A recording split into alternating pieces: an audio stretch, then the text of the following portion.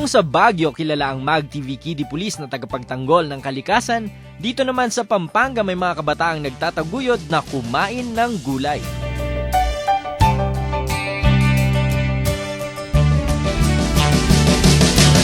Ako si Kamatis at kaibigan ninyong lahat. Ako po si Petra at punong-puno ako ng vitamina at antioxidants na nagpapalakas sa inyong immune system. Buti na po sa mga rayuma ng mga lola at lola ninyo. Ako ang ari ng talong.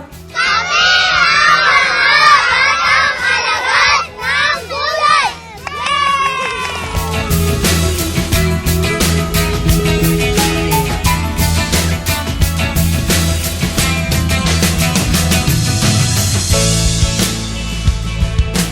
East-West, ito ang nag-spearhead ng tanim sa kinabukasan.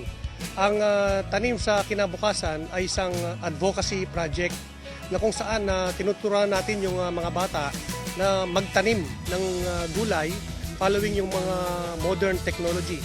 At through teaching them how to plant vegetables, ay natuturuan din natin silang kumain ng gulay.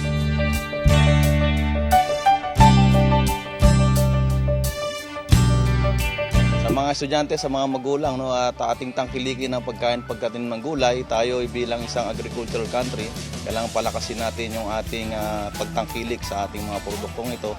Naway itong ating munting programa dito ay magpatuloy, no? Hindi lang ito San Miguel Elementary School, kundi pati doon sa ating mga munting pamayanan.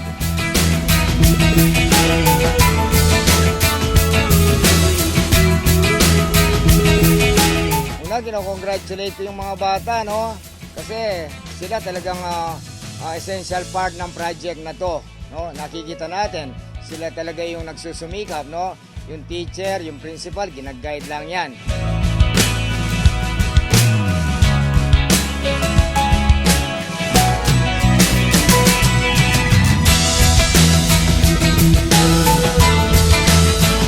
Ito okay na to. Pwede na yan, maganda for market. Mas maliit siya ano, magkasyang-kasya sa lutuan ng tao, no? Pero kung gusto niyo talagang makitang malaki, pabayaan niyo lang for 1 week. Lalaki yan for 1 week at siguraduhin ko sa inyo, hindi yan kakasya sa kawali ninyo, pero busog na busog kayo pag nakain nyo, lalo sa tortang talong, ano? Kaya sa mga kabataan dyan, isulong natin ang pagkain ng gulay para tayo'y manatiling malusog at makaiwas sa sakit. Ika nga nila, makulay ang buhay pag kumain ng gulay.